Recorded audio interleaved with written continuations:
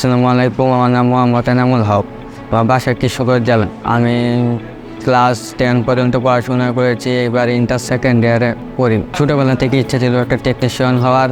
প্রায় আমি অনেক জায়গায় দেখেছি এবং বুঝেছি যে টেকনিশিয়ান হতে গেলে মানে ভালো মানের দক্ষতা জানতে হয়।